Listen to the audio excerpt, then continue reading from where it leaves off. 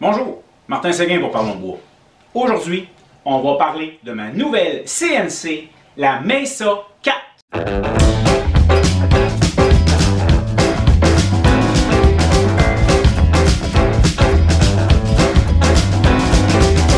Vous allez peut-être me demander, ça vient d'où ça? Ben, juste si vous frottez longtemps. En fait, cette CNC, l'idée originale vient d'un monsieur de Québec, monsieur Mesa.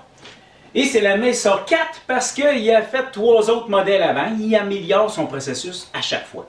Tout en vous parlant, vous allez voir certaines images circuler en fonction de ce que j'ai réussi à faire avec et de la voir bouger un peu, là. Parce qu'actuellement, elle est un peu silencieuse. On parle ici d'une CNC dans la catégorie DIY, faites-la vous-même. Parce que mon monsieur Mesa, il ne vend pas la CNC. Il va vous vendre le plan et toutes les instructions nécessaires pour vous la fabriquer vous-même. C'est également une CNC de ce qu'on appelle dans la catégorie benchtop en anglais, ou si vous voulez, une CNC d'établi. Pourquoi? Ben parce qu'on la met sur un établi. Note à l'éditeur, vous pouvez l'installer où vous voulez, sur une tablette, comme ça vous arrange. On ne sera pas insulté. Bon, j'avoue tout de suite, moi j'ai eu un petit spécial. Monsieur Mesa, je l'ai déjà dit, je suis pas un fabricant d'outils, je suis un utilisateur. Puis ça, ben monsieur Mesa l'a bien compris. Fait que moi, ben, il me l'a pratiquement tout fait et j'ai eu qu'à faire un peu d'assemblage. Bon, notez que ce qui est venu avec, ou plutôt ce que vous allez pouvoir vous fabriquer dans le plan, c'est tout ce qui est ici sur le rail, le X, le Y et le Z. Dans les autres choses qu'il faut ajouter soi-même, j'ai mis une planche de MDF dans le bas pour transporter le tout pogné ensemble, surtout bien aligné, bien carré. J'ai ajouté également un spoilboard, une planche sacrifice. J'ai copié un peu la Shapeoko. J'aime bien la méthode. Et disons que les rails, un peu partout, j'aime mieux ça pour ce qui est de mes clamps. J'aime pas visser dans une planche qui, à un moment donné, tu es obligé de la changer parce qu'il y a trop dedans. Tu sais, ça c'est rendu que ça a l'air d'une passoire. Tandis que là, ben, je vais pouvoir d'abord peut-être me contenter de les flipper ou encore même simplement d'en fabriquer d'autres. On peut aussi les aplanir, les remettre planes de temps en temps. Ça va réduire son champ, sa planitude, mais c'est pas grave, ça va fonctionner pareil. Ce que Mesa nous propose aujourd'hui, c'est un rabais sur l'achat des plans. Ce qui veut dire que vous allez devoir vous la fabriquer vous-même. Écoutez, le coût total, apparemment, qu'on est autour de 500 $. Je ne sais pas exactement combien vaut le plan, mais Mesa vous offre un rabais de 20% sur le plan avec le code Parlons bois. Là, vous allez peut-être me dire, coudonc Martin, t'es-tu rendu un spécialiste ou te penses-tu un spécialiste du G-code? Non. En fait, j'ai commencé un peu par pur hasard avec la petite 3018 que vous avez vue dans mes précédentes vidéos, puis vous allez peut-être en revoir dans d'autres vidéos qui ne sont pas encore en ligne. Je voulais surtout apprendre ce monde de la CNC, parce que c'est, oui, il y a la machine, il y a comment ça fonctionne, mais il y a les logiciels, et ça, c'est une grosse partie du travail. Mais ce qu'on apprend dans les logiciels, que ce soit pour les micro-CNC comme ma Vevar, comme une médium comme celle-ci, ou encore comme les très grosses CNC, les logiciels, ou du moins la méthode de fonctionnement, est sensiblement toujours la même. Donc, ce qu'on apprend sur une, ou même les petits accessoires qu'on peut s'équiper à l'occasion pour certaines d'entre elles, peuvent faire sur les autres. Au niveau du G-code, ce que je voulais dire par là, ben oui, il y a la petite CNC, mais il y a également l'imprimante 3D que j'ai découvert, qui est très utile, puis je vais vous en reparler. J'ai également fait 2 vidéos jusqu'à présent sur un brûleur laser, ben, en fait 2, la version 1 puis la version 2 des brûleurs laser. Je ne suis pas sûr qu'ils vont pouvoir apparaître ici, sinon les liens de tout ce que je vous parle vont être dans la description, dont également le lien pour le plan et le rabais, là, vous allez tout trouver dans la description. Préparez-vous pour les lasers, on m'en a proposé une nouvelle version. Encore une vidéo G-code. Note à l'auditeur, G-code. Ce que je veux dire par là, c'est que les G-codes, c'est le langage entre l'ordinateur et les machines pour les faire bouger de gauche à droite, en avant, en arrière ou de haut en bas. X, Y et Z. La question qui tue. Pourquoi j'ai changé ma 3018? Facile. Écoutez, dimension et rapidité. C'est vraiment ça la grosse différence. Les 3018 sont bien cute, sont bien fines, sont bien gentilles, mais sont petites en titi. Puis, sont pas vite. J'ai fait un test de celle-ci, reproduire la même chose que j'ai fait sur l'autre. Sur la 3018, ça a pris 1 heure. Sur celle-ci, 6 minutes. Wow! Et honnêtement, même si j'ai beaucoup apprécié ma 3018, le temps que je l'ai eu, le coût total de l'opération de ma 3018, avec toutes les petites choses que j'ai ajoutées dessus, m'est revenu facilement à près de 500 $. Je ne dis pas que c'est pas une bonne affaire, mais celle-ci va vous coûter à peu près le même prix. Bon, ben celle-ci, en fait, ça inclut quoi? On parle d'une machine que vous allez fabriquer vous-même, ça je vous l'ai mentionné. Dans les plans que vous allez recevoir beaucoup plus que les plans, en fait, c'est qu'elle contient, votre achat va contenir tous les fichiers nécessaires pour fabriquer les pièces de bois. On va commencer par là, les 5 pièces de bois. Vous pourrez, ben, si vous avez une 3018, ben, vous allez avoir les fichiers nécessaires pour les faire générer. En fait, ça peut être n'importe quel CNC, ça peut être quelqu'un que vous connaissez. Les fichiers pour tailler, percer ces pièces-là sont tous inclus. Si vous n'avez pas accès à une CNC, les fichiers PDF sont fournis. Qu'est-ce que c'est ça, un fichier PDF? Un fichier PDF, c'est un peu comme une image. Vous allez l'imprimer, c'est automatiquement, il est fait pour être dans la bonne dimension, et vous allez pouvoir prendre ce fichier, le coller sur un morceau de bois et tailler exactement, c'est un plan pour fabriquer la pièce. Bon, pour le bois, c'est réglé. Maintenant, toutes les pièces de plastique noir. Ça, c'est toutes des pièces qu'on imprime soi-même avec un imprimante 3D. Les fichiers STL nécessaires pour les imprimer soi-même sont fournis. En fait, je dis imprimer soi-même.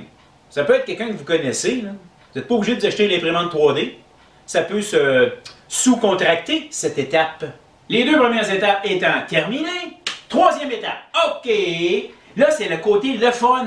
Ben oui, toi. Vous allez aller faire plein d'achats sur Internet. Vous devez acheter les pièces d'aluminium, ainsi que tout ce qui est électronique. Il y a les boulons, il y a la liste de tout ce que vous avez besoin. Vous avez peut-être déjà même certaines pièces chez vous. Donc, vous allez vous procurer ces pièces-là. Et on arrive maintenant à la 4e étape. Oui, la 4e! Mais il faut tout assembler ça ensemble. Pas pire, hein? Facile! On a le bois, le plastique, l'électronique, on assemble tout ça. Bien, selon le plan, c'est très bien détaillé. Vous allez être capable de tout l'assembler et surtout aussi de la configurer. Il y a de la programmation de base à faire sur la carte Arduino Uno. C'est quelque chose en open source. Là. Vous allez être capable de faire plein d'affaires avec cette carte-là. Vous pouvez l'ajuster comme vous voulez. Bref, il y a une certaine configuration à faire avant d'utiliser la machine. Tout est fourni, tout est instructionné à l'intérieur du plan vendu par Mesa. Pour toutes les pièces que vous avez à vous procurer, les liens Internet, Amazon ou autres sont toutes fournis dans le plan. La première raison qui m'a amené à vouloir cette CNC-là, c'est ses dimensions.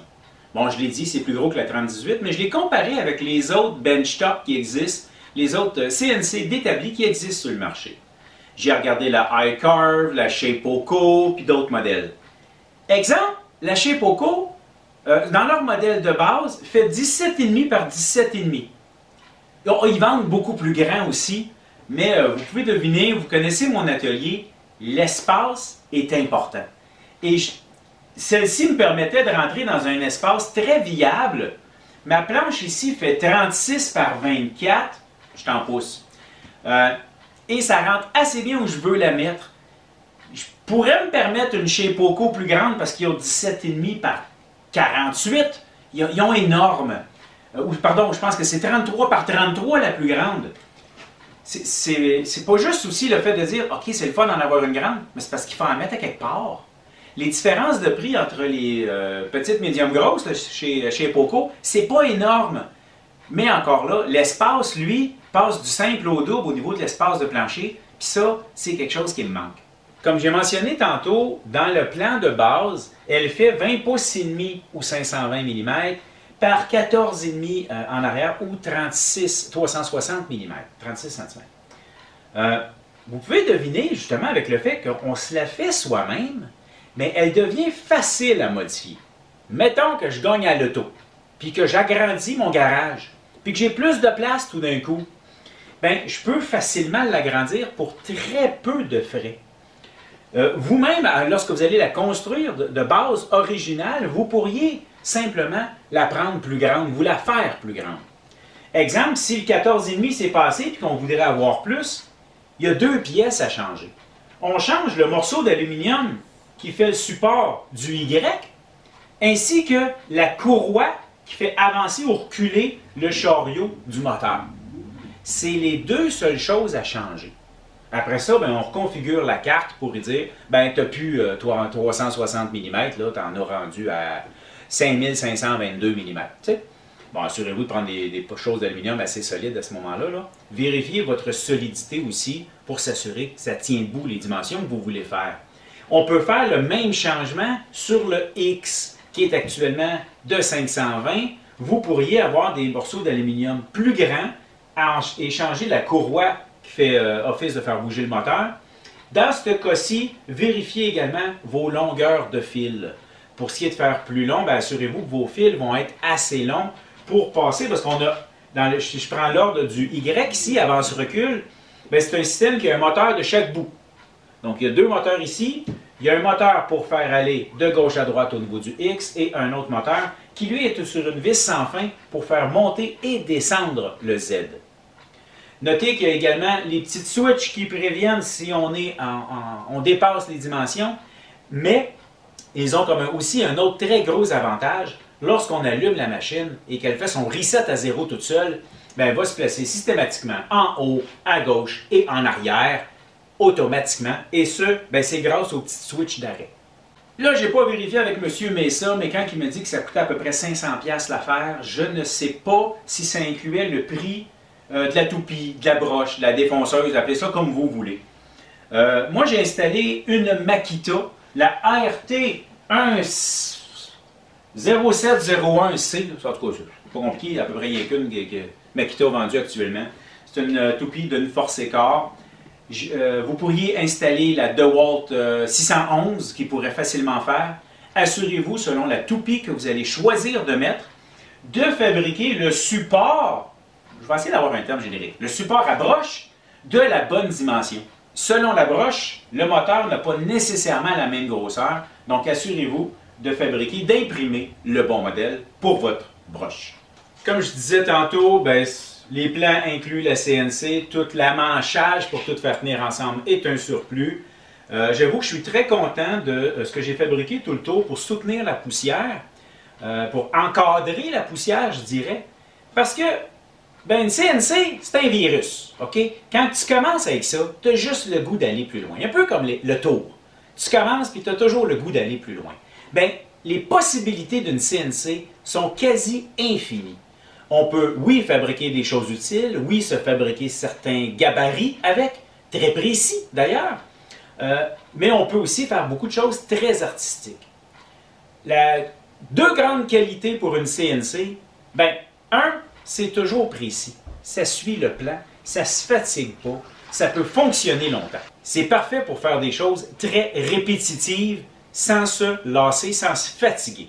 Puis je dirais que sa deuxième qualité est aussi un peu reliée à ça, c'est-à-dire que pendant qu'elle fait ça, moi je peux faire d'autres choses, pas ailleurs. On s'en va pas, on reste proche, parce qu'il faut l'écouter. Si notre pièce se défait ou se met à bouger, on peut avoir un problème et causer des gros bobos. Donc, mais on peut faire autre chose dans l'atelier. Ça, c'est pas mal le fun. J'avoue qu'avant de produire d'une manière très productive, ma CNC m'a coûté un peu d'argent. Oui, il y a la machine, il y a l'installation. Mais j'ai ajouté un aspirateur. Je n'étais pas satisfait de celui que j'avais avant. Fait que je me suis mis un meilleur aspirateur. Un petit Festool CT15. Il y a l'avantage qu'on peut graduer sa vitesse. Il démarre toute seule. La qualité d'aspiration est très bonne. Donc, je me suis installé ça avec. Et je me suis également procuré un deuxième ordinateur. Parce que celui du bureau, c'est celui du bureau. Puis j'en voulais un pas trop capricieux à la poussière qu'on peut avoir dans nos ateliers. Parlant de poussière, justement, avec mon imprimante 3D, bon, ça se peut se faire aussi avec une CNC, là, dépendamment des plans qu'on trouve, je me suis fabriqué des bidules qu'on installe et qui peuvent capter la poussière. Je suis en phase de test avec celui-ci. Il tient avec des aimants, on va voir ce que ça va donner. Puis, justement, je capte la poussière en général, puis en particulier. Et avec mon contour, ça évite que ça se promène partout. C'est bien contenu dans son lieu. J'ai vu des vidéos qu'il y a des gens qui se fabriquent vraiment une boîte complète, toute fermée, puis qu'en plus de capter, de garder la poussière, ça devient un peu insonorisant. Parce que là, ben, je suis obligé d'écouter une toupie marcher tout le temps. Et un aspirateur marcher tout le temps. Et un ordinateur marcher tout le temps. Bon, lui, il ne fait pas de bruit. J'ai également vu des commentaires sur le fait que, ben, quand justement, nos Makita ici peuvent brûler. Oui, c'est vrai. Plus on s'en sert, plus ça va user. Un des conseils que j'ai vu passer, c'est ne la mettez jamais au maximum. Mettez-la à quelque part entre 3 et 4, à peu près à 50-60% de sa capacité. Elle va durer beaucoup plus longtemps et c'est aussi suffisant pour faire un job correct. Si on la fait tourner plus vite, oui, ça peut nous permettre de se promener plus vite, de faire plus vite de production, mais tenez en compte que vous allez peut-être devoir changer votre toupie à tous les quelques mois. Bon, je sais que vous avez vu quelques images passer sur qu'est-ce que j'ai été capable de produire avec. Je me lance justement tantôt dans la conception de petits bols à service. Attendez-vous à voir dans un futur proche, rapproché du présent, du passé presque imparfait, quelques vidéos de CNC passées, mais ne vous inquiétez pas. Je ne deviendrai pas une chaîne G-Code CNC imprimante 3D. Bon, les imprimantes, vous n'entendrez même plus parler. Le laser, il en reste encore un à passer, puis c'est parce que je fais une faveur à quelqu'un. Et bien, au niveau des CNC, je vais plutôt vous parler des différents projets à venir que je vais pouvoir faire avec ça. Et je vais inclure également comment est-ce qu'on utilise les logiciels nécessaires pour utiliser une CNC. Parce qu'on a à peu près 3 logiciels, ou du moins 3 étapes à maîtriser dans un ou plusieurs logiciels. Bon, ben, je m'en suis servi pour faire quoi jusqu'à présent? Une des choses que j'ai fabriquées, c'est des petites pancartes. C'est une commande pour un client que j'ai eu. C'est pas celle-là, il y en a, lui, c'est autre chose. Et c'est une pancarte dans laquelle on peut s'amuser. J'ai également acheté un peu de peinture et j'ai fait ce que j'ai eu le plus au monde, c'est-à-dire peinturer simplement à l'intérieur. Et bien là, c'est en phase de séchage actuellement. C'est du cèdre et je lui mets un vernis d'extérieur dessus parce que justement, les clients, lui, c'est pour mettre dehors. Fait que je fais des petites pancartes comme ça.